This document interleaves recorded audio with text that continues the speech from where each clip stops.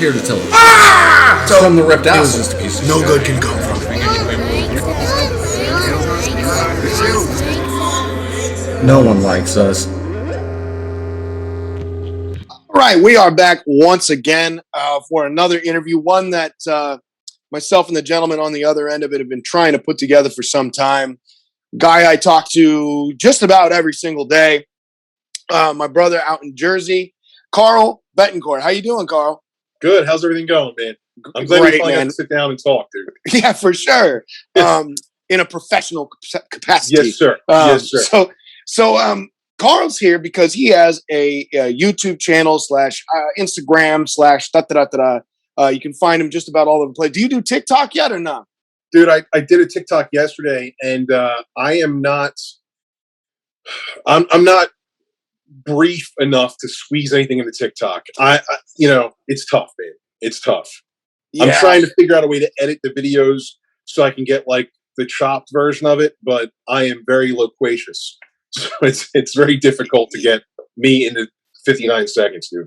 I'm the same, buddy. I can either cut a promo in 15 seconds or I need 10 minutes. Like it's so I'm still learning TikTok myself. But that's neither here nor there. Instagram is a big one and YouTube for sure. Carl does a show, has a channel called Carl Eats Snacks. You want to break it down for everybody? I mean, I know a lot of people listening probably already know, but sure. Yeah. So I became obsessed with limited edition and exotic snacks, and I would like hunt for them and find them. I'd see like what was dropping, and I'd go out and try and find it. And I would just do like a quick picture of it on my social media and just do like a quick breakdown of if it was worth it or not. And people like friends of mine were like, "Yeah, why don't you do a video?" And I'm like, "Dude, nobody wants to see me, some fat dude, eat snacks and try to make jokes or try and like, oh, it's really creamy or oh, it's it's salty." I just felt like it wasn't really like something people wanted to watch. But then, I was talking to a couple of my good friends and Cody Mack, who's become family, and they convinced me to like just do a couple of videos. And it's like, if people don't like it, they don't like it. And if they do, they do. But I feel like a lot of people waste time on these snacks. They waste money and they waste calories. Everybody's on a diet. Nobody wants to like try this specific Oreo or this Pringle if it's not worth it. But bro, I can't live my life without knowing what that tastes like, right? Like I have like something in my brain goes, what if they never make this Oreo again? What if they never make this Lay's again? And I never tried it. Like I have like a tough time with stuff like that. Like when me and the wife go out to dinner, we'll order like 4 appetizers, like 5 appetizers sometimes. I'll get an entree, she'll get an entree. If something looks really good, we'll get a 3rd entree just to try it. Because like, I don't know if I'm going to come back to this restaurant. What if they take that off special? And it comes from, I don't know, mental illness, man.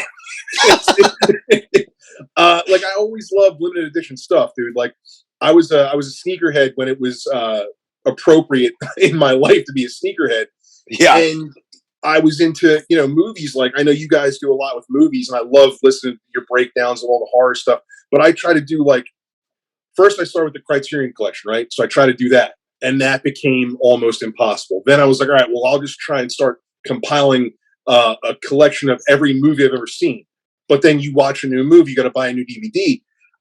T-shirts is the same thing. And I just kind of like, I just had this desire to like, to go, oh, that's limited. It's only about this long. Let me go grab it. Let me go get it. And then in my late 30s, it became snacks because I'm a fat bastard. I mean, you're in pretty goddamn good shape there, pal. What are you squatting now? 4?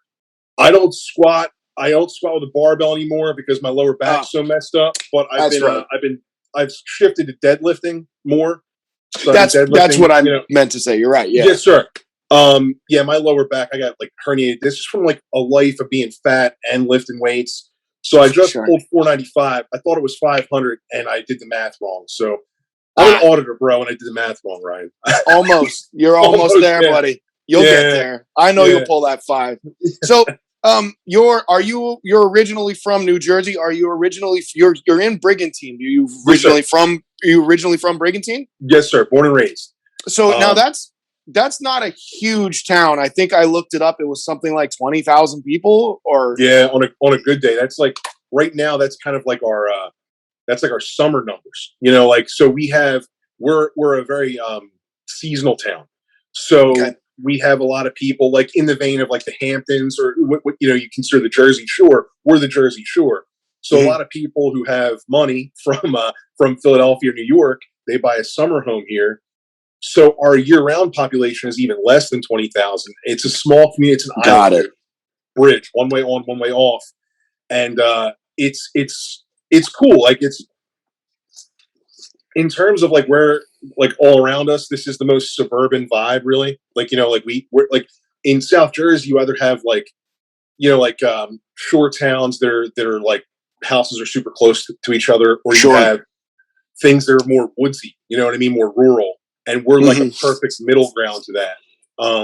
But yeah, I was born and raised here, and that's it's a quiet town. I like it, But right on. It seems like a decent place to raise kids. I mean, I looked up some things about it. It seems like a really safe place, just a decent suburban spot. And I mean, Jersey, the East Coast, the states are so much smaller, so you can go. I mean, I live in the third largest state out of 50, so getting from one end to the other is a full day. And I mean, I don't mean an 8-hour day. It's 16 hours from the bottom to the top. So even getting out going east, the roads get weird because you're now in the desert. But over there, you can get to Philly pretty quick. You could get to New York pretty quick, right? I mean, you can get it, kind of branch out without too much trouble, right? I'm an hour from Philly, door to door. Like, I mean, like an hour, not bad at all. So we have a lot of like Philly influence in our culture here.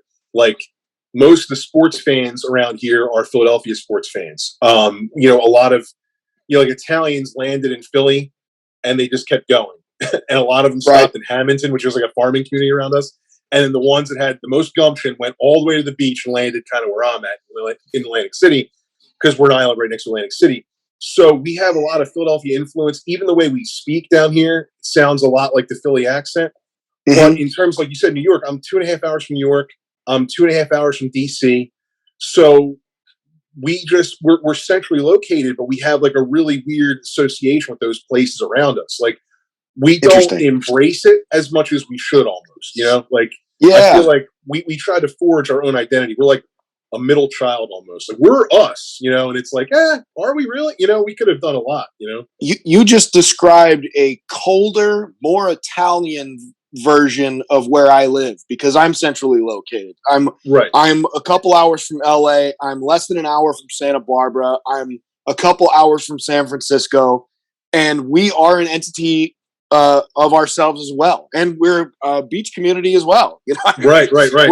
We're on the coast, and it's about the same going from LA. I guess San Francisco is a little further away, but I mean, I prefer LA in the first place. But anyway, that's very interesting to hear that it sounds very similar to where I'm at, just probably different weather and different cultures, some different cultures. So Brigantine, you've got a place out there you post about a lot. It's the only restaurant I see you post about. This Pirate's Den, it's called? Pirate's Den. Yeah. Is that a chain, or is that a local thing? I mean, maybe if it's chain, is it like just a Jersey chain, or is there only one of them? Or there's just one. Okay. It's been standing there in its original location since I was a kid. I started going there really towards my mid-20s. Dude, I grew up literally about 5 blocks away from it. I never ate there. It was just, we grew up, like we didn't have a lot of money growing up, so we didn't eat out a whole lot. My mom's Italian. I was raised by my mom, my grandmother, my aunt. So my mom cooked all the meals, or my grandmother cooked all the meals. We didn't eat out a whole lot. So I took for granted this kind of like cool restaurant was around the corner for me. In my mid-20s, me and my brother started going there for breakfast. And, we started, me and my wife, when we were dating, we would start going there for breakfast, and it became our thing on Sundays. So we would just go there for, like, we'd sleep in on Sunday, get up, go there for breakfast. We have a reserved table. I proposed to my wife at that spot. So it's like holds a very special place in our hearts, love it. But it's, Ryan, it's like Cheers, bro. I walk in, they're like, no, it's like I know everybody. They know what I want. I get my coffee, I get my water, and on Sunday I don't want to do anything, bro. Like I worked all week. I'm working out. I'm doing all this stuff. Now I'm doing these videos. I'm trying to think of jokes, and I just want to relax. So I want to roll in, and I don't want to wait for drinks, bro. I don't want to wait for food ever. So one of the things I always learned was, give somebody some money, get the table, get the spot at the bar real quick. Absolutely. And after a while, it just becomes like a friendship, and then that's how it's handled. But yeah, I love Pirates Den. That's phenomenal. If and when I get out that way to go see my brother Wes Nile out there, I'll have to make a detour from Newark and go up there and check out Pirates Den. So, dude, we'll have a spot ready for you. We'll have the bed made up for you. I love it. Motel 6 gimmicks. So you got a couple. There's a couple of stories. I've talked to Wes before about the Jersey Devil and the Pine Barrens and stuff like that. But you got a spot. And now I don't think this is like right in your neck of the woods, but it's definitely fucking nearby. This. Do you know anything about this Amatal ghost town? I do not. Oh, okay. I was wondering if you had a little bit of an insight. All I know about is it's a wooden racetrack circa World War I, and there's supposed to be some type of I don't know if it's just spooky looking or if people came up with their own folklore about it, but there's stuff about it, and I figured I'd see if you were hip to it. But I also know it's not in your backyard exactly. I just know it's nearby. I'll have to check into that. I'll get back to you about it. Yes, sir. Please. Because like with Jersey, there's that whole middle part, like the Pine Barrens that runs up. Like if you saw in Sopranos, and outside, like Newark is about 2.5 hours from us. So it's a heated debate of where the Jersey Devil's actually from. Like if you talk to people in North Jersey, he's around their corner. You talk to people down here, he was 20 blocks away. So there's a lot of things that there's the middle of Jersey I know nothing about, dude. If I drive 40 minutes west, I'm like, I have no idea where I'm at. Well, it's heavily wooded, right? It's densely super wooded. Yeah. Marsh. It's marsh and like wetlands in the southernmost part. And then right above that, it's all like the Pine Barrens. It's just pine trees and thickness, and it's very, very weird. And then out of nowhere, there's the beach. Shit. Yeah, that's wild. That's what I got. The gist I got from it, seeing topographical maps and having seen documentaries on the Jersey Devil and things like that. Like, like, this is like the woods of Hungary, Carpathian Mountains, Erzsébet Bathory territory in that motherfucker. So what is there anything that Brigantine is known for? There's the castle, but maybe cuisine wise, is there a specific thing that, not so much. The castle was, of course, the biggest draw here back in the day. There's like stories about how like Joe DiMaggio had a summer home here. There's Brigantine is so small that it can't possibly have any of its own stuff. Like we have Ernest and Son. It's a butcher shop. It's like one of the last butcher shops ever. The guy that owns it, Mel, he's a great dude. He does like all of his own butchering. It's like one of those things where you can bring in a deer and he'll cut it up for you. He makes like sausage, all that stuff. But around where I live, it's mostly seafood and like the heavy Southern Italian cooking, like the Sicilian, like thick red sauce, Parmesan dishes, stuff like that. The baked pastas, lasagnas, the raviolis. So we have like feuding restaurants, that like we do this better, we do that better. Sandwiches are a big part of like where I'm from. The White House sub shop, it's like a submarine style sandwich. They've been making subs since the 40s, and that's like Bill Cosby used to. Bill Cosby got a lot of stuff sent to him, I guess, but Bill Cosby he used to get these sandwiches sent to him on like the Cosby Show. Like every famous person that rolls into Atlantic City goes to get a Subway sub. So like subs are huge around here. I worked at a sandwich shop for years when I was in college and right after college. And we were like, it was like the cousins of the people in the White House opened up this sub shop called Sacco's. And it was, it was one of those things was ubiquitous of our area. Like, you knew that you were going to this place or that place to get the best cheesesteak, the best Italian sub, that kind of thing. Right, and that's what I was going to say. Specifically, it's like Italian subs. It's not necessarily a hoagie or so. It's an Italian sub that it's kind of the deal around there. And Sacco's. Come on, that's not an Italian name or anything. right. So I mean, that's cool. I'm actually very interested in Brigantine. I mean, is the castle still operational or? No, it was. So it was on a pier. The pier burnt down, I think, in the mid '80s. I went there a couple times. Like I was born in '80, so I was only there a couple times, and it just burned down. And there's like all the speculation about that. Like, did the owner, all that like crazy insurance money scale stuff, and it just was never resurrected. I mean, it's on the end of the island that I live on. Like I live furthest north, and it was down here, so you'd have to drive all the way through Brigantine to get to it, which would kind of shore up some commerce for us. Like you drive through, you stop at the grocery store, stop at the butcher shop, stop at the local eateries to get to to the pier, and they just never did anything. But like marine construction is insanely expensive. I can't imagine what the insurance would be like on that, and no one ever like really invested that kind of like money into our town to make it an attraction. They like it. They like it that it's quiet, and like that's why a lot of people started buying like the $1 million homes here, the $2 million homes here, because Brigantine became something that's so far away from anything busy. Like we're right next to Atlantic City, but if you come to Brigantine, you don't even know it's there.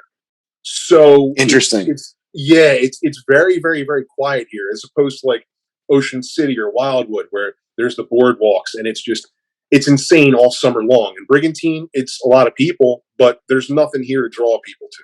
So people like the quietness of it, So do you have a beach there or no? You're just outside of that or? No, with the whole island, like half the island's a beach. The other half is kind of like the bay. So like on the one side of the island, it's all sand and beaches. And the other side of the island, it's kind of like marshy and it's like where the bay is. So we have like where the bay meets the ocean on both ends of the island. And so that's not a draw? That's not a draw for people, the beach It's a draw. It's a draw for sure. That's why people like having their house here, because they can go to the beach, but it's a very quiet beach as opposed to like Ocean City, New Jersey and Wildwood, New Jersey. They have like these expansive boardwalks with like attractions and shit. Yeah, like amusements. In Brigantine, there's nothing amusing except for me. So there's like, so there's like, you can like come to Brigantine, have a house here, drive 20 minutes, 30 minutes, see the boardwalk, and then come back, and it's all quiet. There's nothing, there's nothing crazy going on here. So that became like the reprieve for like people from like Philly and New York to come down and go, oh, I'm doing my Brigantine beach house. Right on. Well, I'm sure people would I'm interested in it, but I'm sure everyone else is done hearing about Brigantine. Let's talk about the big stuff, the main attraction here. Let's talk snacks. Yes, sir. So you're my expert. I called in an expert here to talk about snacks. Well, let's start with some softballs here. So do you have a favorite snack, either type or even more specific? Do you have a very favorite snack? I think that like my favorite type of snack is probably chips, right? Mm-hmm. Like given the opportunity, I'm always going to go for something that's savory as opposed to sweet if I'm snacking. Dude, I love potato chips. I love like ridged potato chips of any flavor. Probably my all-time favorite one is the Ruffles sour cream and cheddar cheese. Cheddar, the orange. For whatever reason, and they're basic. They've been around since I was a kid, but they never change. That's like that's the draw to fast food, right, Ryan? Like McDonald's tastes the same since we were kids. They figured it out. These chips remind me of my youth, but they're also delicious. I love a crunch on a chips. I like kettle cooked stuff, but I just like I love chocolate candy. Like Reese's is my favorite candy of all time. Right. But if I'm going for a snack, like I'm going to go snack on something, it's potato chips, bro. It really is. I'm into that. I mean, I'm savory over sweet all day. Well, you're a chef, dude. Like, sure. When you start getting into that middle ground, though, like for instance, my favorite sauces are very savory with a touch of sweet. Like I love barbecue sauce. I love a good slightly sweet mustard. Not overly crazy corn syrupy, but I like a touch of that. Oddly enough, not a big fan of honey, believe it or not. It can be used, but not. I don't like that to be at the front of the flavor profile. But I get that. Anyway, so let's talk about the actual show. What was maybe what were you most pleasantly surprised by? In the course of the show or outside of that, maybe when you were a kid, something you went, this will be fine. You went, oh shit, this is all right. Well, there's some, honestly, like there's some cereals that I've been blown away by, which is, like as a kid, my mom was like, no way we'll be getting sugary cereal. We had Cheerios and like we had Corn Flakes. I couldn't even get Frosted Flakes. I go to college, I come home, my mom's got like Golden Grams and Cinnamon Toast Crunch. What are you doing? And she's like, oh, well, I like this stuff. I'm like, well, we could have shared it. It would have been nice. We had a mother and son moment over a bowl of cereal. So every once in a while, like, I'll get like a cereal that like when I first had Cinnamon Toast Crunch, I was like in my late teens and I was blown away by it. I was like, I want to do this all the time. This is amazing. Right. I guess I get most pleasantly surprised now by stuff like ice cream. Like I'll get Ben and Jerry's, and I'll get something like that, the Netflix and chilled, and they'll nail that whole pretzel and peanut butter and ice cream thing, and it'll be amazing. And I won't want to put it down. That's my favorite ice cream flavor I've ever had is that Netflix and chilled. It is mind blowing. I mean, pretzel and peanut butter, but then every time I've ever seen those combinations in any facet, it's usually in vanilla ice cream, which is fine. Yeah. But you make peanut butter ice cream along with it. Now we're talking turkey. And then the other thing is a lot of times they put caramel in it, which I just feel like it doesn't need it. And the caramel steals from the pretzel and it steals from the flavor of the peanut butter. It's like, I don't need 3 salty sweets in the same thing. Let these two do the work. And I tend to agree with you about that flavor. Like it's that flavor is in my top 3 all time. It's so good. They nailed everything about it. And there's so much out there, dude. I rarely buy stuff twice. I bought that twice, and it's that good. And like what you said about the caramel, like I'm not even that big of a fan of caramel. So when you start throwing caramel and ice cream, and then it just comes out like if I don't melt it properly, I'm just digging through like this hard caramel, and I'm like losing a tooth chewing it. Mm-hmm. You don't need that. Like it could be like simple but complex. I'm all into food now, Ryan. And I know as a chef, you like that's the mastery of it is like to provide like something simple but with complex with layers. Profiles. Just adding layers. That's all. Yeah. It's really hard to pull off. That's why I'm always super impressed by chef. Anybody can present me with something that looks like, oh, this is that, and then you taste it and you're like, what just happened? This is amazing. Like I love that. That's why I love food. Same. I actually do, on a side note, and no one gives a shit about, but I don't care. They can listen to this. I care. I still have those Fruity Pebbles white chocolate bars that you sent me, which were super heavy. It's too much. I'm not a white chocolate guy. I think you and I are pretty similar on this, but I 100%. Immediately saw some potential. I've just got to decide exactly. I'm not going to tell you because I got to send it to you. Yes, sir. I'm gonna make something with it, and I know I've got about 5 different things I'm toying with, and I'm gonna probably make 2 of them, and I'll send them out. You have to tell me what you think about that. I can't wait. I ate one of those squares when you sent it. I ate one, and I went, "That's it." I mean, this is good. It's delicious. White chocolate is just so over the top for me. I can't do much. No, but that Fruity Pebble flavor, oh man, forget about it. It's amazing. Yeah. So how about let's go the opposite direction? What was your biggest disappointment? Something that you were surprised at how much it let you down? Well, it's that's tough because I got disappointed by like a lot of the taco flavored stuff.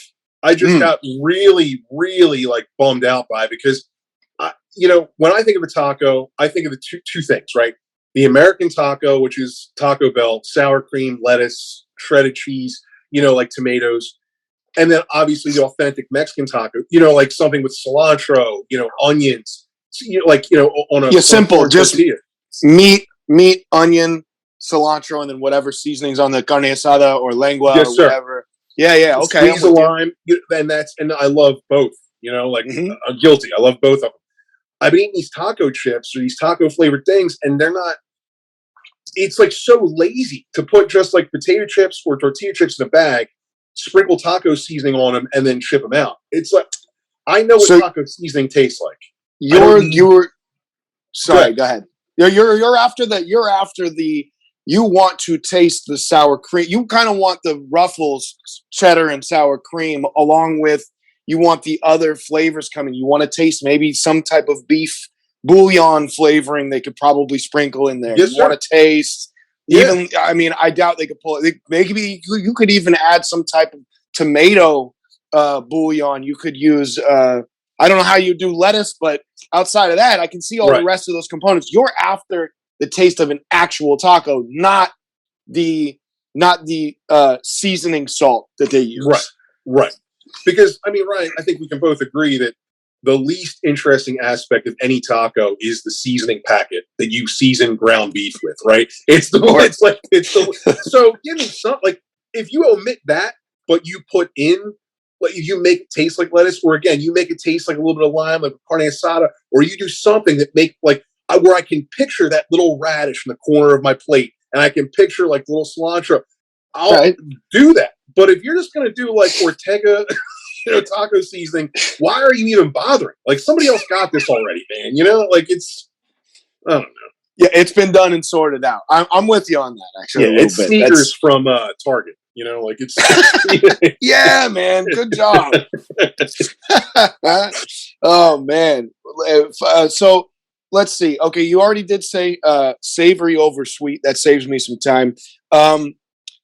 And then another thing I was going to ask you about, I'm sure somebody else has brought this up before, but have you ever considered branching out maybe and doing beverages as a special episode or something like that? Are you not interested in specialty beverages maybe? Because there's a ton of those. Well, Ryan, I gotta go back, in my history of eating and drinking, food and exotic things. Me and my best friend, Bill Hagmeyer, we used to go to, when we were in high school, like, if we weren't going out partying, we would go out and we would just hang out at my house or his house, and we would just watch movies or whatever, We would find the craziest beverages we can find and buy like 4 of them, just try them. Like, this was like when, like 7-Eleven and like bodegas were getting like weird stuff in that you had no, like bubblegum soda. Brainwash. Remember Brainwash? Yes. Yes. And like Surge and then like Fruitopia. We would just buy all this crazy stuff. So I used to love different types of drinks. That was my favorite thing. That would be even over snacks. I would like, what kind of Snapple flavor came out this month? Because there was a point when we were kids where they were coming out different flavor every month. And I was like, oh, mint iced tea. I don't like mint, but I'll try this. And so I have a couple of things that were sent to me by Cody himself, the snack master, Cody Mack. My brother got me a couple things. So I will be doing some beverage episodes because, dude, I went from drinking 0 water in my life. I had kidney stones when I was a senior in college, dude. When I was 23, I had kidney stones because I never drank water. I was like, that's how bad it was. And now I just drink mostly water. So, like, my indulgence is like a Diet Coke twice a year if I go out to dinner. You know what I mean? Like that. I started drinking. You know what's funny? I didn't drink soda for years. I just didn't drink it. I would once in a while have a seltzer water or something, but I just really didn't drink soda. Now, alcohol is a whole other thing. I'm Irish, so we could get into that. It's a whole different thing. But I really didn't drink soda until the quarantine started. And my wife and I just said, you know what? I don't know why. I want to have soda. Yeah, and I also don't do regular soda anymore. I don't do well with sugar like that. Right. That combination of caffeine and sugar fucks me up for the day. So once in a while, I'll get one of the Mexicans. So I'll get like a Jarritos or I'll get something like that. Occasionally, if I'm out and doing stuff, I get one of the Mexican Cokes. But we keep a bunch of diet soda, like Diet Dr. Pepper. I'm having one right now. And for some reason, I've been drinking like a soda a day not every day, but, more than I have in my whole life, which is just weird. And it's been this last year. I'm not sure what came over us, but now we just have to have soda in the house. Well, like, again, like you said, quarantine, things get weird. And how do you spice things up when you're just in your house all day, every day? That's really it. That's what it was. What can you do? Mm-hmm. I cook a lot too, but we also allowed ourselves, like, you know what, man? To take the pressure off. We done a bunch of stuff today. We got stuff to do tonight. Let's just get some food. Let's order some good food. Let's spend a couple bills on good food, not man. just Taco Bell. We're gonna get some good food for us and the Yeah. kids. You know, it becomes worth it at that point. If you eat out, people eat out all the time, I don't understand, because I'm like, how is that enjoyable on any level? It's so weird to me because like it takes the specialness out of it, right? Like if you eat out all the time, one, it's going to get very expensive, so you're going to wind up eating out at places where you could prepare better food anyway. Like if you're going to continue to eat out, it's like, are you just going to have Applebee's or some chain place, 5 nights a week, or worse, fast food? But like, then when you do get to go out for that dinner, like to celebrate something, or like, oh, you know what?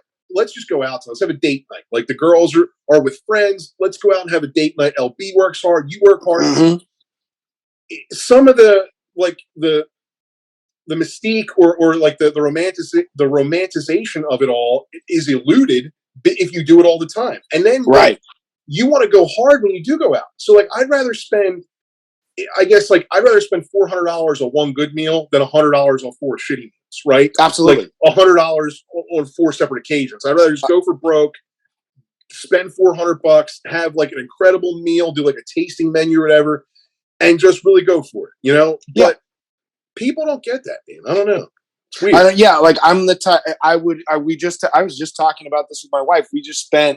I think we just went out today. We were doing some errands. Like, let's just get some lunch, bring it back to the kids for when they're out of school. And we spent like a bill on 3 or 4 lunch items that weren't huge, but they were made by a local spot that uses fresh ingredients from the farm. It's down the street from the place I was a chef at most recently. And it was good. It was great. And it was worth the money. And it went to good people. It just didn't go to, we could easily have traded that in and gone to Taco Bell every day this week and would have broken even. Or Denny's, we could have gone to 4 times for that price. But who the fuck wants to eat that? Right. Yeah. It's exactly the point. It's I totally agree.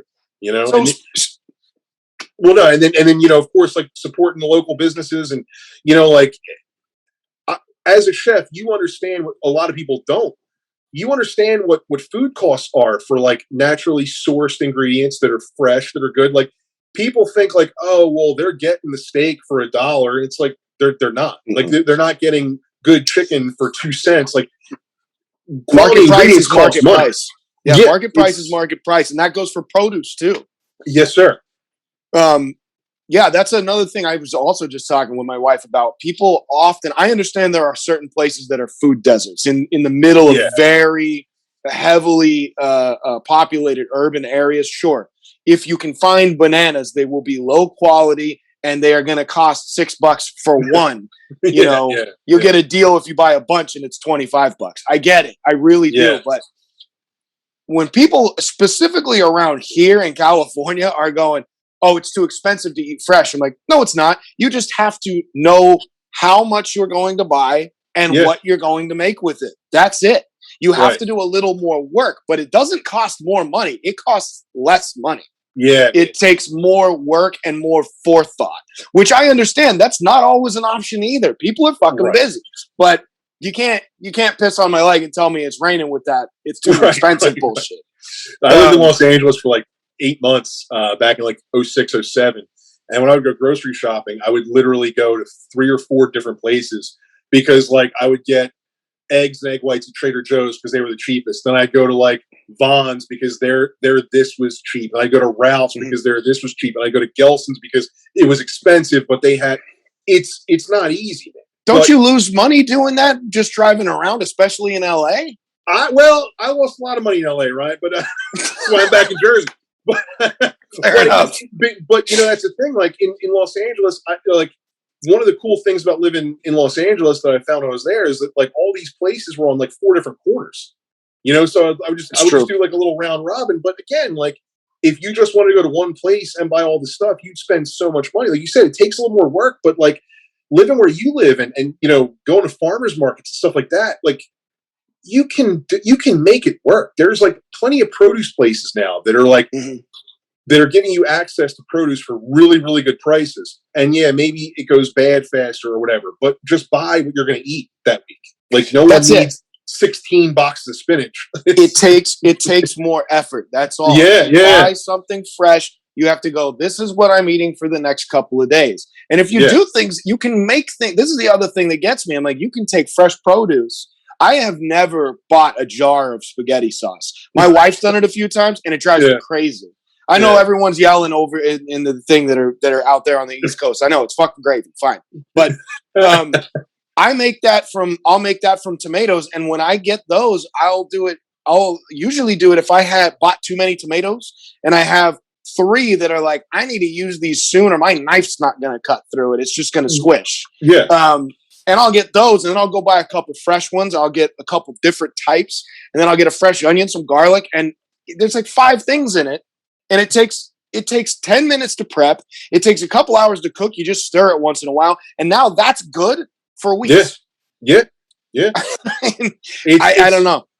That's, my wife, she's first generation born here Italian. Her mom and dad are both from Italy. And, we had a chance to go over to Italy and see, like her mom's hometown. It was magnificent. And one of the things, we had gotten there right at the end of tomato season. So we had missed them making the sauce, but her whole family had made sauce the week before we got there and were storing it for the entire rest of that season because there's no more tomatoes. Yeah. And that's something that, we don't really embrace here at all. Like we think every season is apple season. It's the most ridiculous thing. You know what I mean? Or every season's like strawberry season. Like, why do strawberries cost $9? Well, because they're not in season anywhere in the country. They're getting shipped from somewhere, And this is some of that forethought that you have to have. If you know at least a handful of things that are in season, like, yeah, man, asparagus is delicious, but it's this time of year. That means I can still get it, but it's going to be subpar because of how it was forced to grow, how it was forced to be stored and shipped. And on top of that, it's going to cost more because it costs more to do that. So you're getting a less out of the product for more money. But if you need asparagus in November, well, then there it is. It's fucking there. Yeah. But if you know when it's there, you'd be like, you know what? Right now, Brussels sprouts are in season. So I'm going to make 5 different types of Brussels sprouts. And you can get wild with one vegetable and adding variants to it and finding new ways to eat it, that it's a totally different meal every night, even if it's the center of the dish. And I understand that I've been doing this for years and it just makes sense to me. But I think there's a lot of people that don't even realize that concept. And once they think of it like that, a light will go off and they go, no shit, I could just do that. It's not as difficult as you might think. Right. Once again, just a little prep, a little forethought, and that's all there is to cooking, Oh, yeah. So we've been talking about fast food chains. I am curious about this. Twofold question. What is your favorite fast food chain? And if there is one, what's your favorite, sit down type of chain? So my favorite fast food chain, I think if I had to rank it, number 1 would be In-N-Out. And I might be just, grass is greener because I don't have it anymore. But I remember going to In-N-Out and going, this is phenomenal. This is awesome. Like, I loved In-N-Out. When I lived in California, I would allow myself one In-N-Out a week, and I miss it. But it's hard to say that the GOAT is at McDonald's because McDonald's is everywhere. You can always get the same burger I had when I was a kid. I can get now, and there's something to be said for the nostalgia of it all. Oh, absolutely. And, I don't know. But then, I have to put Chick-fil-A in there because a good chicken sandwich is awesome. So, it's so hard to, pick a favorite one. But I definitely would say that I miss In-N-Out the most because I don't really eat fast food at all now. And I miss In-N-Out the most. And I do believe that if In-N-Out was local, I would make some exception where I'd eat there at least once a month because it's so good. I really love it. Dude, I'll tell you, like I said, we didn't go out to eat a whole lot when I was a kid. So one of the things I used to love, it was I didn't even really like seafood that much, but every birthday, if it was my birthday, my brother's birthday, mom, Nana, or my aunt, Red Lobster was our thing. Okay. So Red Lobster holds a very special place in my heart between the biscuits and, it was just 5 of us in the big 6-person booth, which we barely fit in because we're an overweight family. It was something about going there and my grandmother was old, but she'd always get the captain's feast. There was a bunch of fried fish. I'd steal her clam strips and I'd eat them. And that was that to me was like great. Because anything else now, it's like, all right, well, Applebee's, Fridays, Chili's, it's all the same thing. There's some Jack Daniels burger, ribs, or you know what I mean? Like it's all the same shit. So goofy me, shit that's on nostalgic thing. on the walls and undercooked mozzarella sticks abound. Yeah, dude. Yeah. I'll be honest with you. I like garbage food. I mean, I like Taco Bell So quite do a bit. I don't eat it very often. That's usually my hangover go-to. But and I love In-N-Out. I'm actually a vegetarian now, pescatarian. I still eat fish and stuff from time to time. But if you can believe it, I've never even set foot in a Chick-fil-A. Never had Chick-fil-A. My wife, who's been a vegetarian for well over 20 years now, plenty of years on me. She's got decades on me. Yeah. But she said if she were to go back to eating meat, the very first thing she would get would be I think it's a Chick-fil-A chicken biscuit sandwich. There she goes. Which is a heavy statement. So I'm curious about it. But I'm a man of my word. So so how about the big chains like the Applebee's, they don't do anything for you? You're just it's because it's what we talked about before. Like I could go there and what am I going to order? Like I'm not going to order a steak at Applebee's. I'm not I'm going to order like some weird like boneless wings, which doesn't make any sense. I'll get a burger, and they're delicious. Don't get me wrong, but it's almost like what's the point of me going there if I could just if I'm going to get a burger, I'll just go someplace where I can just order it from a window, eat it in my car like Schmeagol, with a ring, just, you know what I mean, like just a pathetic human being. That's, but the chain restaurants, like the formula is all the same, man. And like every time they do something new, they just throw tortilla strips on the same salad. It's like now it's a fiesta. Exactly. Like, and it's so bad, and like my wife and I, like whenever we go out to dinner, we normally go to Philly's. We take the hour drive, we go to Philly, and our thing was to try a new cuisine every time we went out. So we would go to like Moroccan culturally food. Oh, okay, yeah. Yeah, like we go to Philly and we try like a different cuisine. So we'd have Moroccan food, we'd have Filipino food, we'd have anything we could think of that was different. I'd look up all the restaurants, I'd surprise her with something, she'd surprise me with something, and we would love it. And the thing was, we knew we probably weren't going to go back there, not because we didn't like it, but because there's so many other restaurants. So when I think about like, I love garbage food. I'll eat sandwiches from vending machines and love them. Buffets are like my favorite thing ever. Just the amount of prepared food that I can put on my plate. Sign me up all day. I know it's gross. I know people are going to hate it. I don't care. I eat the slice of pizza while I'm walking around putting like the spring rolls on my plate. I love it. But there's something about like if I'm going to go out and sit down and like tuck my napkin into my shirt, I want to go someplace where the napkin shouldn't be there.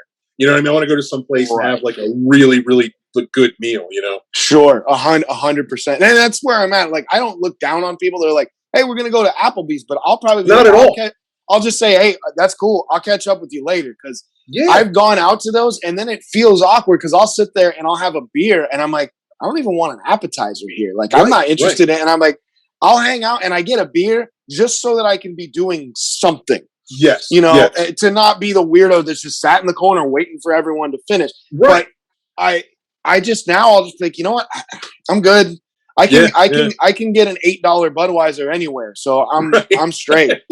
Enjoy your molten lava cake and your fish and chips that they clearly microwave. And I'll meet you afterwards at the gig, whatever. Yeah. So let's get into. Oh, I did have another question before I get into some better or worse stuff. So I think we discussed this one time, but is there a particular food or flavor you absolutely will not go near? Like, let's say even me or Cody Mack sends you something with blank flavor in it, and you'd be like, "Hey, man, no disrespect, but I'm not even going to fucking open this thing." Coconut. It's coconut. Coconut every day, all day, for the rest of my life. I used to do the thing where I would tell people I'm allergic to it, so I wouldn't have to eat it. Because, like, people would say, oh, no, but you love No, I won't. I don't like coconut. It doesn't matter what you did to it. The smallest trace amount of coconut I'm going to taste, I'm going to hate it. It's going to stress our relationship. I don't need that. Like, I know your mom made coconut something. I'm not going to eat it because you're going to look at me like I should like it, and I'm going to spit it out. I can't stand coconut, dude. And then, you know, that was my fail safe as like a kid and like an adolescent. I'm like, I'm allergic, I'll die. You got it sometimes. I get it. I mean, I actually have legit allergies, and people, because of folks like yourself, I'm not mad at you. I don't care. You got to do what you got to do to get your thing right. But because of things like that, like my buddy Josh, who tells people he's allergic to mushrooms, I'm like, this is why I get looked at crooked. People don't believe me when I say I'm allergic to avocados. I love avocados. I am not a picky eater. They don't like me, and it's not worth the pain that I got to go through to eat them. I won't die, but it's uncomfortable to the point of being debilitating at times if I have enough avocado oil. When I work with it in restaurants, I wear gloves because it'll make my hands itch. It'll make my hands itch really bad. Yeah. That's like the Irish kryptonite. Like if potatoes gives you power, the green avocados will take some guys out.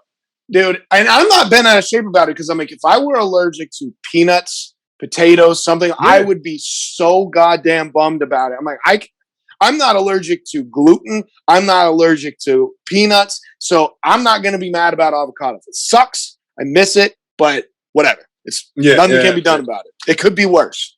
Right. You know, it's people in mud huts. So, so how about let's do some. Oh no! I had another one I wanted to ask you about. Yes, do you think all the time in the world? This is something that just kind of came to me today, because when you get something like, and we're going to talk a little bit more in depth about the peanut butter Reeses and regular Reeses in a moment, but when you get something like that, the texture changes. When you get, for instance, the little tiny peanut butter cups, it's a different food at that point. It's not the same. The ridges are not as sharp. You know, you've got all these different little things about it. So do you feel that something that is essentially an identical product, but smaller, basically you got your fun size, your regular size, and your king size. Let's just say Snickers, because that's a prime example, or Baby Ruth, something like that. Do you think that it affects the snackability as far as texture, flavor, or anything like that? Or do you think it's about the same? Snickers particularly, I think, is very close to the same across the different sizes, because like a Snickers bar, regular one, I love them, but it's too much to eat sometimes. You know, like if I'm trying to be good, I love the Halloween fun size ones. The little mini ones, I'm like, it's not even worth it for me to take this bite because it's too small, and I gotta like unwrap 2 or 3 to get my fun size. But a fun size is like the perfect amount for me. I legit forgot about the mini ones. I forgot about those ones. Yeah. Reese's, something like a cup, is very different because like if you have a Reese's peanut butter cup, which is the perfect candy to me, the original Reese's peanut butter cup is the perfect candy to me. 100%. If you make it the mini where it's fatter but smaller, I'm not mad at it because I could eat it in one bite pretty much. But those mini ones, I don't even know why they made them. It basically, it seems like something they made for a baking effect, and then they were like, you know what, we'll just throw them in bags and sell them to like regular consumers too. But I'm like, why would I eat a handful of mini Reese's? Like, you know what I mean? Like, that's too small. But I love Easter or like Christmas when that rolls around, and you get the Reese's tree or the egg, because I'm a peanut butter guy. So if I can like maximize the peanut butter with that little candy chocolate coating, I'm all in. But yeah, snackability is a weird thing, man, because like you're absolutely right. Some things just get completely lost when you just try and make it its own size or this, that, or you know, like those big M&Ms they made. What is the point of a big M&M? Who the fuck is that for, man? Like, you're right. You just want to make a baby choke. That's all you're trying to do. You're not trying to do anything cool, you know, or the mini M&Ms. It's like, why are you doing this? Like, there's no point. Like, you know what? The perfect example. That reminds me, every time I go, we just recently went on a quick little trip, and we went into an ice cream shop, but they also have their own fudge that they make and these other candies. And every time you go into a spot like that, they have jawbreakers. Now, I get that you get to golf ball size, maybe even a little bigger. Who the fuck is a basketball size jawbreaker for? It's so pointless. It's unbelievable. You could bowl with it. You know what I mean? I'm like, what are you doing? It's so that you and LB spend $10 on a 50-cent item because one of the kids wanted it. That's all. The novelty of snacks I only see in flavors, like putting something with something that doesn't go. This huge novelty of like, oh, we're gonna put pretzels in a Reese's peanut butter cup. That's what I'm for. But when you have those big 1 pound Reese's peanut butter, who's gonna eat that shit? You know what I mean? Like, like the 1 pound Right. Hershey's bar. Ridiculous. Like now, yeah, it's. I never liked Easter bunnies when I was a kid because who's gonna eat that hollow piece of chocolate? You know what I mean? Like, just get rid of it. Dude. It's pointless. It's a money grab. Yeah, of course it is. And it's kind of like there was a thing, and it still goes on, but for quite a while in the food industry, you saw people just experimenting, I swear, without even thinking about flavor profiles. It's like, yes, you can combine Japanese and Mexican food, but nobody wants a kimchi burrito, dog. Like that's not you're not going to put sushi on top of over medium eggs and sourdough toast. It doesn't fucking work, man. Right. Like, just scrap that, right? I know you wrote it down because you had to think about it for a minute, but you should have never even put it on the grill. Yeah, dude. Now, the fusion thing was like when you start fusing two cultures that, like you said, the flavor profiles are completely different. It really is just like a money grab. It's just like, all right, well, somebody's going to try it, and then we'll make money off that. But I think that people got kind of enamored by the whole like the Food Network and watching like famous chefs do this thing, and they were like, "Yo, I know that I make cheesesteaks, but if I just can get my hands on some salmon roe," and it's like, no, do your thing. You can stay in your lane, or you can change lanes. But merging the two lanes is fucking stupid. Yeah, in some instances, you took that's a great example because I've seen people do that dumb shit like gold crusted steaks and shit. I'm like, so you took something that's fine and made it look dumb for an extra $100. Yeah, like I don't want $100 sandwich, man. No, no. It's ridiculous. So how about so that's pretty much the end of all my questions. Let's get into some what's better type biz. Yes, sir. Let's start easy. Cake or pie? I prefer cake. Really? But yes, and the caveat to me preferring cake is I've been drinking coffee since I was 8 years old. Sponginess, yeah. Cake is just a better, like if I'm having cake or pie, if I'm having either, chances are there's coffee involved. Since there's coffee involved, I go with cake. I love pie. I'm a big pie fan, but that's what gives cake that 1 point advantage is that I'm going to have coffee. So but bro, there's so many bad cakes out there. There's so many bad cakes out there. Oh yeah. And you get to a point where you're like, all right, so what did you do different with the cannoli cake? Oh, it's like, come on, and that's another thing we talked about before. Like baking is way different than being a chef, right? Being a baker is so much different. But part of being a good baker, in my opinion, is the same, like it's the same little things as the chef does. Making it simple but elevated, making it like not like taking a basic cake, a basic chocolate cake, and making it not this thing where there's like a ganache layer on top, there's 3 different flavors in the middle. Making a really good chocolate cake with a really simple homemade icing wins all the time, Sure. But people, I think people get far away from cake because they just had so many bad ones, and you rarely get a bad pie. Like, right, you put apple pie like in the oven, or a pecan pie in the oven, and you heat it up a little bit. A little ice cream, you can't miss, dude. I don't know anybody doesn't like that. It's phenomenal. Unless it's already a flavor, like for you, a coconut cream pie, or for me, a banana cream pie. Like there's no salvaging that. If those things are involved, I'm not interested in the first fucking place. Right. But it's like a pie is like a cup of coffee. It's pretty hard to fuck up. It's yeah, it really is. It really is. It really is. Like, yo, man, did you fuck up making a bowl of cereal? Well, then you're ready for pie. So I'm with you on this. Although I'm a pie man, I completely understand that that way of thinking. Sorry, I was just gonna go off of something you just said, and I lost it. Son of a bitch. It happens, man. Yeah, I suppose it does. If I think of it, I think of it. So we already covered sweet or savory. What about? Oh, here's one. Did you prefer the Reese's peanut butter lovers to the regular Reese's, or is it impossible to beat a classic? the classic Reese's is my favorite of all time. Like it's like many Reese's products have always made me feel like they just keep outdoing themselves. One thing I didn't like was that Reese's snack cake, which had it wasn't a cake at all. It was like that weird fudgy thing at the bottom, which sucked. But the OG Reese's set the tone for my whole like candy eating thing. Like Snickers and Reese's were only two candies I really, really liked when I was younger. And I don't think you can mess with that at all. The whole peanut butter lovers thing with the peanut butter outside and the peanut butter inside, I love it because I love peanut butter. But I think a Reese's peanut butter cup will stand the test of time. I think we can give that to people in 30 years. They're going to go, this is amazing. You know? Like, yeah, for sure.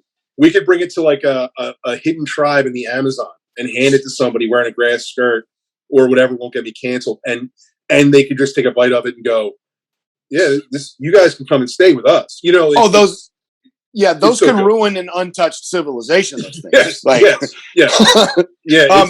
Desert Island. You can only take one of those two candies. You're 150% taking the OG. Yes, sir.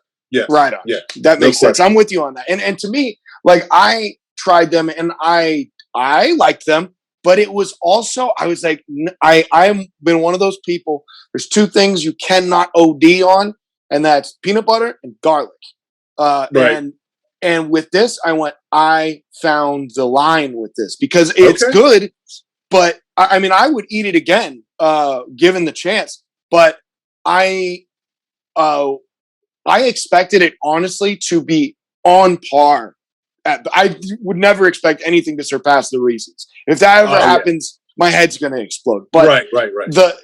I expected it to be really close, and it missed the mark for me. It was just, it didn't have enough depth to it. It was just all peanut butter, which is cool, but that chocolate adds so much to that peanut butter flavor. And chocolate is just, it's got those little sharp edges that are on the original one. That's one of my favorite parts of the texture. And that's not quite there with the peanut butter. It kind of melts out a little bit instantly as opposed to the other one, to me anyhow.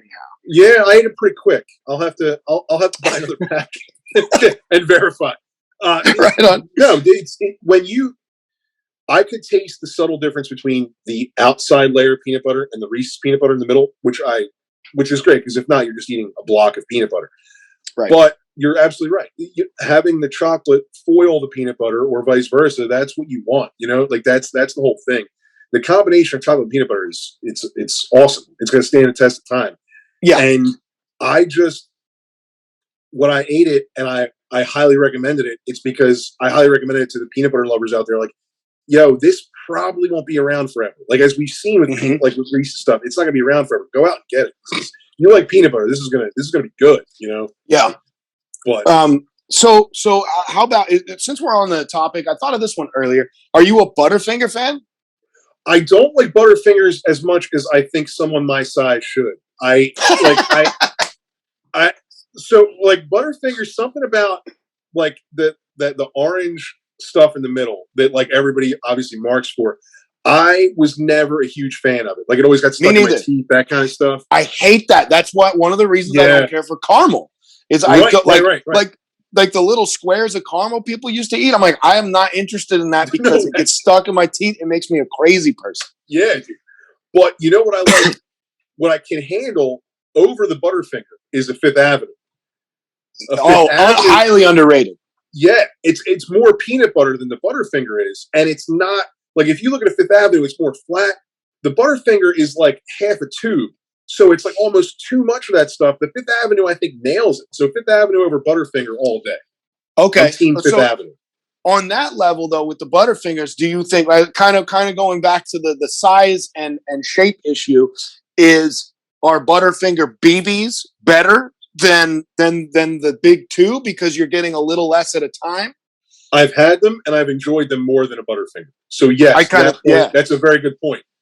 And you know the Butterfinger peanut butter cups they made last year, the year before, they made Butterfinger peanut butter cups where it was like a peanut butter cup with Butterfinger pieces in it. That was really good. But just a straight up Butterfinger, it's like it's too much, man. I agree. I agree. Like, I honestly, like, if you were to give me a Butterfinger, the mini one, that would be enough for me. Yeah. I don't even want to have the 2 bites necessary to do a fun size of that. It's too much for my teeth. That's one bite too many, right? So this just kind of came to me. I guess we need to do a peanut butter bracket. Yeah, sure. Let's do it. So, okay, how about let's go. This might surprise you where I go with this, but since we got Butterfinger BBs, they're better than Butterfinger. We got Reese's peanut butter cups, but that's obviously the king, so it's unfuckwithable. That's the judge of the whole competition, so that's already the king. But in the sub bracket, we've got also Reese's Pieces. Now, Reese's Pieces versus Butterfinger BBs, where do you stand? Who takes the crown? Reese's Pieces is probably my favorite, like, hold in hand candy. So, like, I'll go Reese's Pieces over M&M's, over Skittles. Anything you can hold in your hand, Reese's Pieces wins for me. Over peanut butter M&Ms? Ooh. Because that was the next bracket. So that's we're now into the next bracket, because I'll be honest with you, at the end of the day, holding your hand candy, peanut butter M&Ms is my favorite of all earth. It's one of those few that I have trouble stopping eating if there's still more to be had. I do like them. They are very, very good. I would pick straight up peanut M&Ms, possibly as a tie with Reese's Pieces. So it'd be Reese's Pieces and peanut M&Ms at the top, then peanut butter M&Ms, which I definitely have not had enough of in my life. Like, is it a close second? It's very close. It's very close because, like, it's again peanut butter and chocolate. There's something about Reese's Pieces. Again, there's a nostalgia factor because they were around for my whole life. Mm-hmm. But peanut butter M&Ms came in like when I was already starting to like not snack so much, not like, because when I do these snack videos, I eat what you see me eat on camera, and then the rest goes to like the local wildlife or somebody that wants it. Like, I have squirrels with diabetes running around my neighborhood because, like, dude, I'll eat it all. Like, I'm a glutton. It's like that with everything in my life. It's like, there's no like easing off of the gas. It's like full blown. You're the same way. I know we've talked about things like a lot. It's if I'm ordering a pizza, I'm finishing the pizza. You know what I mean? 100%. Like, we got a case of beer. We're not putting any in the refrigerator. Like, and the same thing with me opening a bag of chips, man. Like, that's why, like, I find it very difficult to have like to have a beer like when I get home. Like, I don't have beer in my house, or like, really, because like it's like we're gonna go out, we're gonna have a good time. Let's just keep going, And if it's the same thing with the chips, if I open a bag of chips and I don't like I tape them, dude. I put a piece of Scotch tape on and put them away until I'm gonna dispose of them because I'll just keep eating. I get it. Like that's what Reese's Pieces is to me over the peanut butter M&Ms. I've just like, by the time peanut butter M&Ms came out, I was already like trying to lose weight and trying to get like, more fit or whatever. But I've had them and they are amazing. But that's the other thing with peanut M&Ms. They've been around my whole life. I love peanut M&Ms.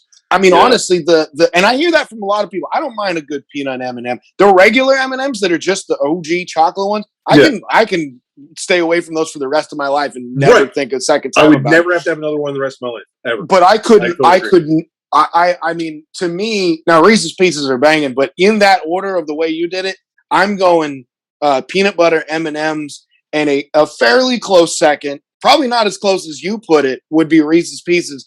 And then down the line, I think I actually might put Skittles in front of peanut M&Ms. Really? Quite honestly, yeah. Okay. And I'm not a big into the fruit stuff. Another one that I like that I don't know, it seems like a lot of people don't give enough credence to. I fucking love jelly beans, dude. Like, dude, Starburst jelly beans are the greatest jelly beans ever made. I swear to God, dude. Really, really good. I'd tell you, like, one of the only sweet things I liked that wasn't chocolate or peanut butter based was Mike and Ike's back in the day. So, like, if I get jelly beans that kind of taste like that citrusy Mike and Ike flavor, that's one candy I can eat all day. And I can't do much other stuff. Like, I don't really like Skittles.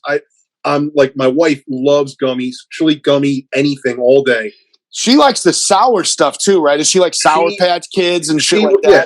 Dude, she loves all of it. She'll do Sour Patch Kids. She'll do sour whatever gummies. She loves all that stuff. Mm-hmm. And I'm like, I don't care. Like, it's fine. Like, this is never going to be like, I'm going for the bag, you're going for the bag. and then everybody else Raymond episode ensues. Like it's not gonna. It's gonna be like, oh, you got the gummy bears, cool. I'll eat whatever else is around.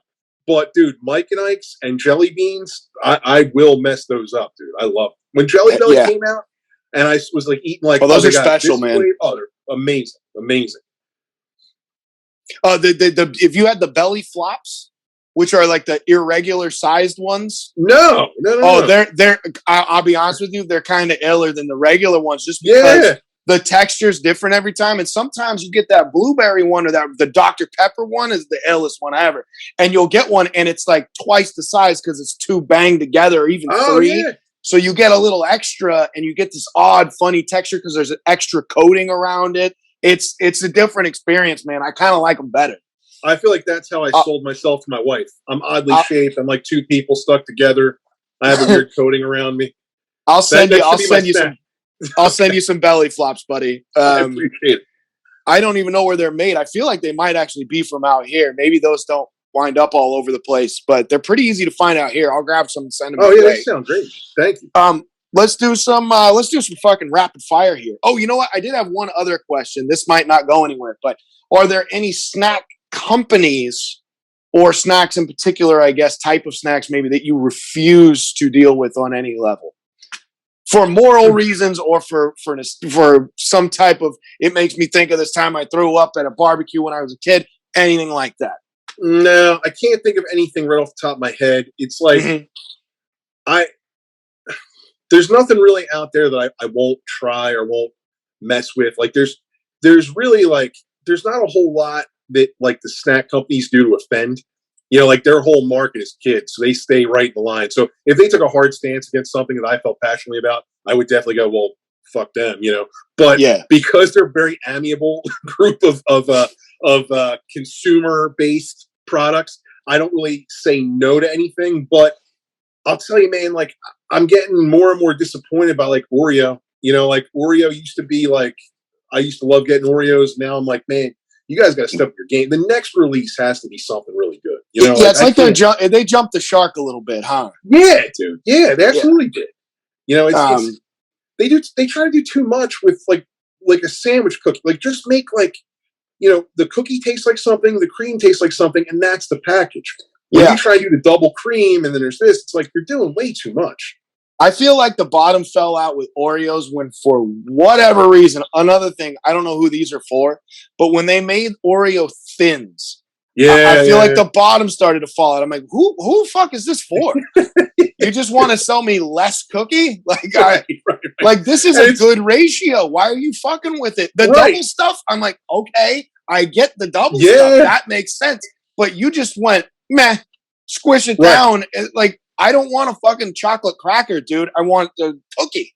Right. And if it's under the guise of trying to be a more healthier company to be a healthier cookie, anybody that buys Oreo Thins is going to eat twice as many. Like no one's going to go, oh, I had 3, so I'm good now. It's so crazy, man. That's one of the things that like, you see a lot of things come out in the snack world and with food in general, and how like their approach to being like a healthier company. You're like, you're not even trying. You know what I mean?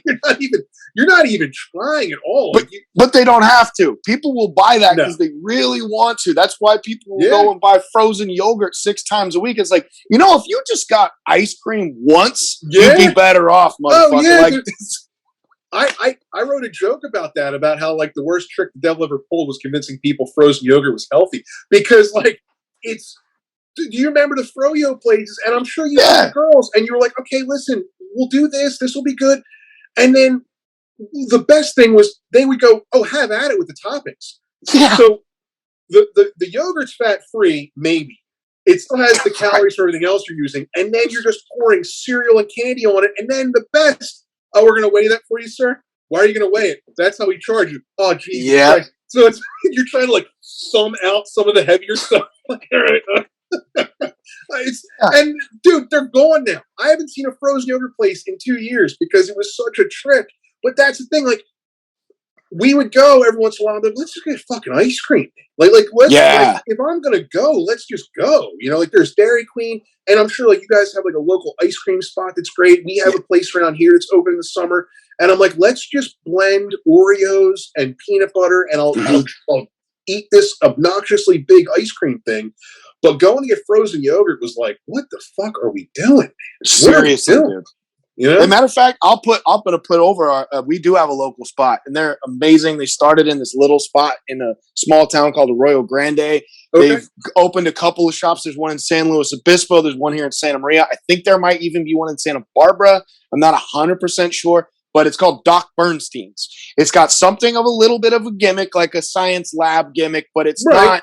It's not a big McDonald's play place. And the ice cream's made in house, and it's fucking banging. It's amazing. Dude, there is something to homemade ice cream.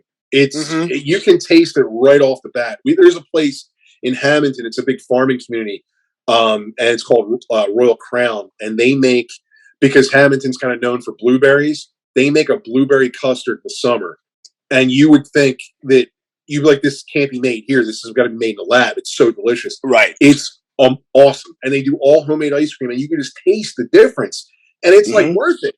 And you eat frozen yogurt, and you feel like you're eating Doc Berenstein's experiment. Right. Like, this is a weird texture. Like, am I getting probiotics out of this? Is there a bonus? This is a rejected idea, is what this is. Right. I mean, this is another thing. If you go to, a lot of people have said this, and it's kind of goofy, but I'm not mad at this logic. If you go to a quote unquote good steakhouse and they have steak sauce on the table, walk the fuck out, is what people say. Right. I feel the same way about ice cream shops. If you go in there and they have more than one or two, maybe three toppings available, take a fucking walk. Because I think Doc Bernstein's, if I'm not mistaken, I think they only have hot fudge, and that's the end of the fucking list. There might be sprinkles, but I think that's it. And then, of course, they have the gimmicks to make specialty items. Like, they'll make you a banana split, like a prop. So they got the stuff for that, but they don't just offer it like, oh, here's cherries, here goes some nuts. Here, you can't just.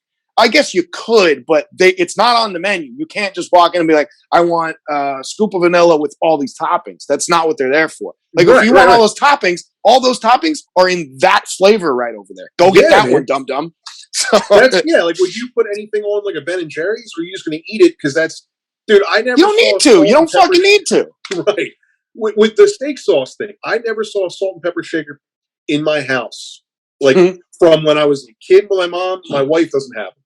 Like, my mom and my wife, they make the food the way, my mother-in-law's the same way. They make the food, and this is how it should taste.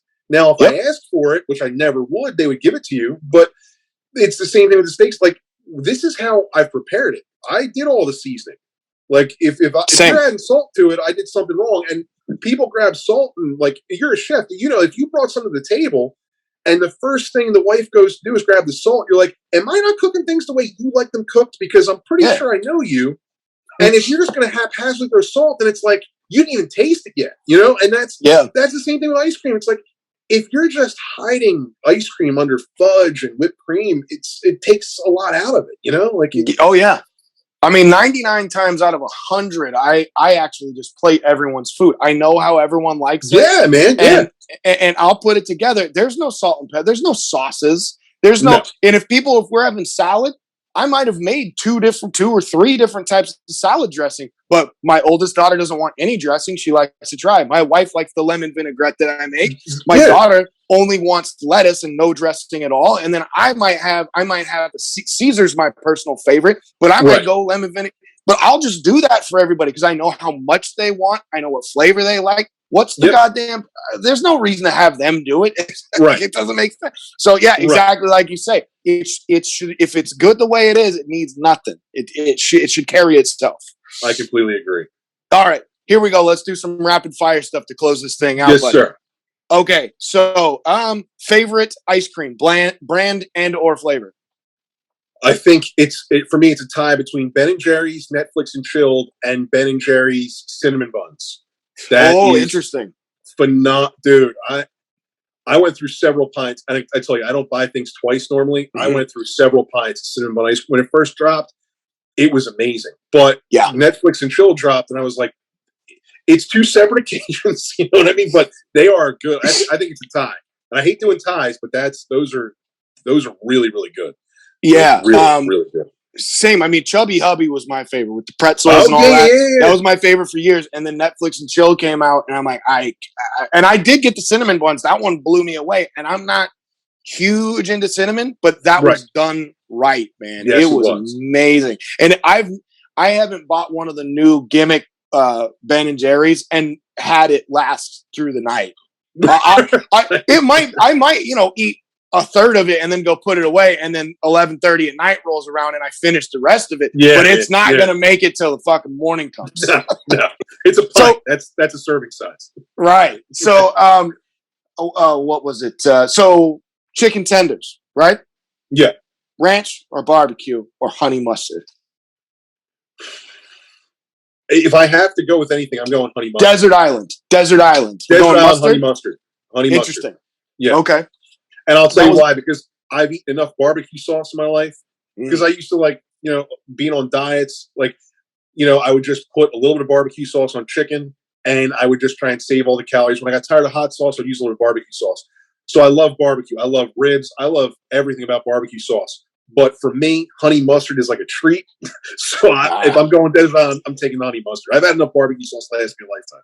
That makes sense. Sense. So still in the vein of chicken, would you prefer a dry, spicy hot wing, or do you like buffalo style dripping with Frank's? I would rather have buffalo style drip with Frank's and blue cheese accompanied with it. If I'm eating wings, there's no less than a roll of paper towels. The beard's getting mangled. I want to be into it. You know what I mean? I don't care. You're gonna see me eat. This isn't the thing that's gonna make you my friend or not. So if there's barbecue sauce or hot sauce, it just looks like it should go. All right. So I'm into it. I'm not eating Danny. I'm doing this. Give me the sauce. Give me the sauce, bro. I love it. Favorite soda pop?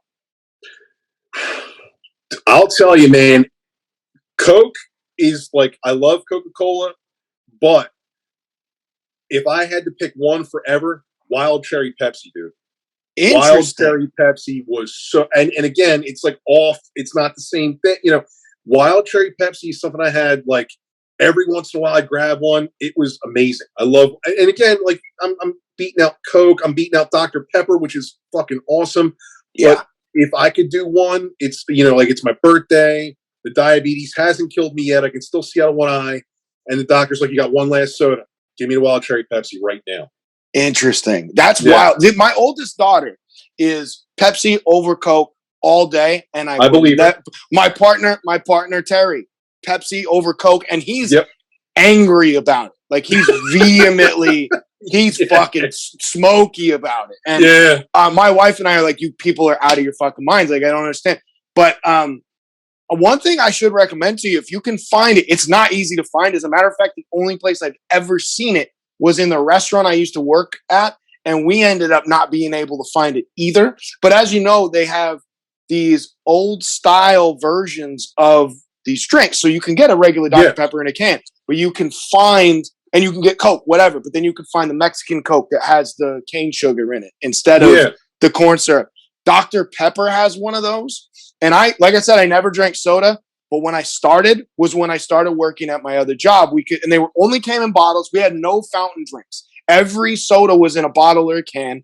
And we didn't have cans of Coke. We had Mexican Coke, we had Mexican Sprite, we had and then we had Dr. Pepper that was made, and we had some type of root beer, some specialty root beer from up north, and we had Dr. Pepper that was made with real sugar. I have never been blown away by a soda like that in my life. Dr. Pepper. If you can find Dr. Pepper with real sugar, anybody out there, I'm telling you, if you like Dr. Pepper on any level, give it a go. I'm on a mission. Yeah, man, it's a deal. You can order it. I know you can order it from somewhere. I'm just not willing to do it at this point. Right. Yeah. But where does Dr. Pepper rank for you? You said that's pretty high up there, yeah? Dude, Dr. Pepper's very high. Dr. Pepper is, again, we were a Coke family growing up. So, if I had Pepsi, it was always, at Pizza Hut, or it was at a friend's house. And I was like, this is amazing. Does my mom know about this? I go home, Mom, you're at Pepsi? She's like, we drink Coke.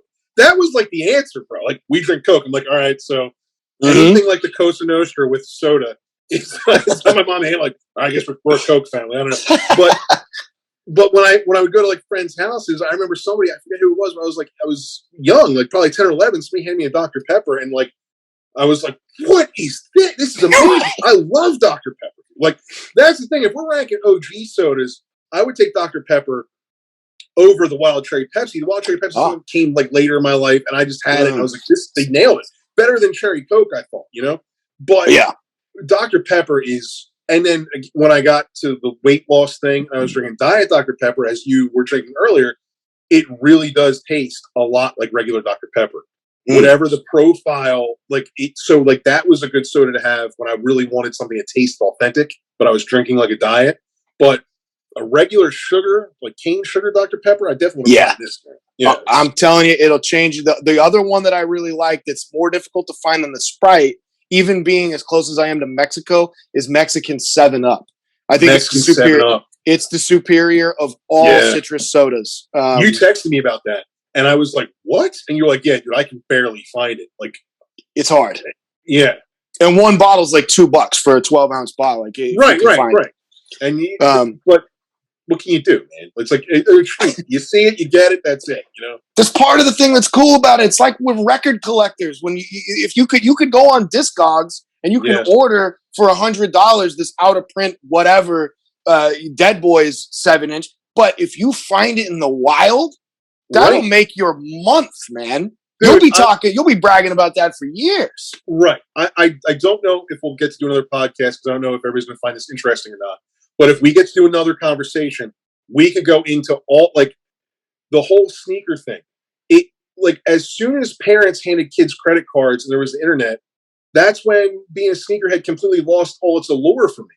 Like, I was going and finding these $300, $400, $500 pairs of sneakers at skate shops because, like, you know, Nike had an SB contract with certain skate shops. They wouldn't send them to like places like malls. So I would go to these skate shops where kids weren't really into. They were still wearing Vans. They're wearing like Osiris, or the skate kids wearing, and they would see these Nikes that were like a limited run of Nikes for $85. And I would say, hey, listen, can you put these aside for me in size 12? And they'd say, yeah, because nobody wanted them. Right. And then like 6 months later, eBay hits, and everyone starts like. Then they would just keep the sneakers themselves and then sell them. And then once that happened, I was like completely off it. Like you said, that's what the snack thing is for me, right? It's like I have to be out looking for it to find it. Like if you send it to me, if Cody sends something to me, because Cody sends me a ton of stuff. Cody's like the silent producer of the show, right? I mean, he's the man. But I'll accept that. But I'm not going to order anything because that's not what this is about for me. It's about me going out doing like, you know, gas station runs and like looking behind. All right, what's behind these chips? You know, like that's what's enticing to me. It's what's enticing about sneakers, t-shirts. I used to find like limited t-shirts. The same thing with records. Like, you know, when I started listening to like more podcasts like yours, and I really started listening to like Broad Street Breakdown, shout out to those guys, and understanding how crazy punk rock records were, how there was like they pressed 10, and that, you know, and actually owning one. And understanding the gravity of that. It's like I could make the connection very easily in my head because there were things that I was looking for. That's why, like, I don't give a fuck about sports. But you get sports memorabilia to a certain extent because you have the punk rock thing, you know? Of course. When Terry was talking about leather jacket on the episode, like, I'm like, that makes so much sense to me. When you guys were talking about your docs and how, like, getting a pair of docs, like, saving up your money and ordering them from England, getting them in, and how they would last forever. There is something to the nostalgia. There's something to it being on you, right? Like, and that is what's so enticing to me about these things, you know. And people get it and they don't, and then people will be like, "Yo, Carl, you should try Cool Ranch Doritos." And I'm like, I don't think we're on. Like, you don't get. Like, I'm trying to find like the last Dorito that was ever made or the first one, you know. Like, I get that they make sweet chili, like, but I'm trying to do this other thing, you know. And it's like, right? Can't you just download the album on Spotify, Ryan? We're not having the same conversation, man. Yeah, for real, man. And we're gonna have to do another thing where we just talk about misses. Like we got to wrap up pretty quick. We're going long. Sorry, yeah, no. I'm having the best time ever, but we need to talk about misses. Like, dude, Remember 3D Doritos? What a ridiculous fucking thing. Like, it's offensive to me, that snack. Yeah. But let's see. I only had a couple more for you. Maybe I'll just end it here. We can do other later. But this is a big one. I did this with the Cody Mac, too. Chinese food or Japanese food? Whew. I'm going to tell you something that's been bastardized is that every Chinese food spot has also started doing sushi. And I think people that's offensive, man. The shit out of it. It's offensive, right? Because it's like, it's two completely separate worlds. If I'm picking something, I'm picking Chinese food because there's something about how I feel like Japanese food is made to be stared at and appreciated on a level of artistry, on a level of, I'm talking crazy about food. I hope people like me. This is crazy. But like, I feel like people, like when you see how Japanese chefs make sushi or anything like it, the presentation is really, it's like the living room you're not allowed to go into. Like we go in the den, the living room's for company. That's what Japanese food is to me. It's delicious. It's beautiful. But Chinese food, it reminds me of eating as a family. You know, like just having like the containers out and sharing it, and it's hearty, and it really feels like this is something that like we should be enjoying at the end of the day together, talking about everything. Whereas Japanese food seems like something like where I should wear a shirt with a collar, and like I should really appreciate what this guy did. And so for me, I'm picking Chinese food because I feel like it's closer to who I am. You know, I completely get that. Completely get that, and I hear that a lot more from people on the East Coast. I feel like, quite honestly, we're closer to Japan, and we've got different. We got sushi last week, Brian. Yeah, we just got sushi last week here. That's it. You know, like we're the East Coast. We get everything a little bit later than you guys. So. I mean, we're still catching up. We've got. I mean, I know you guys have some spots over on the East Coast have excellent seafood that can't even be touched by us out here. And I can get into the nuances of that like I have with you before on the phone. Sir. But I mean, there's some really amazing things that I need to get out there because it's specifically I need to get to Jersey, Philly, and New York for food. Sir. It's the main thing I do on vacation. So it's the reason, you know? Yeah, man. So I think I'll leave it there. We'll have to do a second installment or just a separate podcast. Maybe you and I should just do a fucking podcast because we could talk forever. Dude, I thought this was great, man. I hope people like it. This was awesome. I could do this again and again. So please, everything. Yeah. And just as a little addendum to the end of this, the Clash.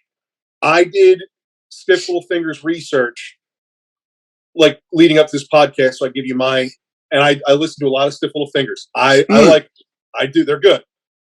Clash is over them for me. I didn't know if you're going to ask me or not because it's food related, but I was like, I got to tell Ryan what I'm thinking about.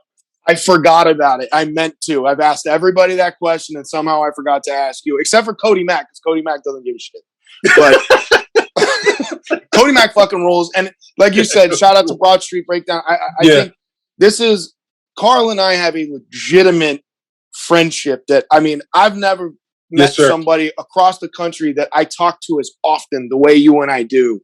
And it is because we met because of Cody Mack and specifically because of OG and Jeff and Pablo, or OG and Vin and Pablo on Broad Street Breakdown. It's how we came together. I've grown a number of, man. Yeah, it's a really amazing thing. Broad Street Breakdown, incredible. I hope they get back to doing episodes, but I won't be mad if they're done. I like that they're doing whatever they want to do, and I'm thankful for it. I mean, this friendship you and I have, how close Cody Mack and I have got, and I talk to Jeff Gavin from time to time. Like, these are great fucking people, and so I appreciate having you in life, and I appreciate having you here. Everybody, go fucking follow at Carl Eats Snacks with underscores in between the words. It's Snacks, SNAX, right? X, yes. Right. On YouTube and IG are the two main platforms, I think. Yes, sir. All the videos are absolutely. Thank you, my brother. All the videos are available on both platforms. Instagram, you get a few extra snippets as to Carl's snackery, snackhood, snackitude, Pirates Den photos, things like that. I appreciate you so much, Carl. Thanks for doing this, brother. I talk to you and Cody more than I talk to people I've known for 30 years. You're not lying. We text just about every day. And I can't say enough. I appreciate the friendship. I appreciate the hell of Cody's family. Your family to me now, man. 100%. It's great to be able to connect like this. And like you said, the chemistry is great. Like with us talking, I feel like we could do this for 4 hours. This is great. I love it. Thank you so much for putting me over, dude. I really appreciate it. Absolutely. I can't wait to see what you do next. I can't wait to see if I'm not going to spoil it, but I'm excited to hear what you have to say about the specific thing that I sent you from out here. That's next week, my friend. That is it next week? Yes, sir. Yes, sir. Fuck yeah, buddy. I'll let you handle the intros and all that stuff. I love you, brother. Thank you so much. Love you too, brother. Thank you so much, man. Absolutely. Have a great day. You too. Talk to you soon, Ryan.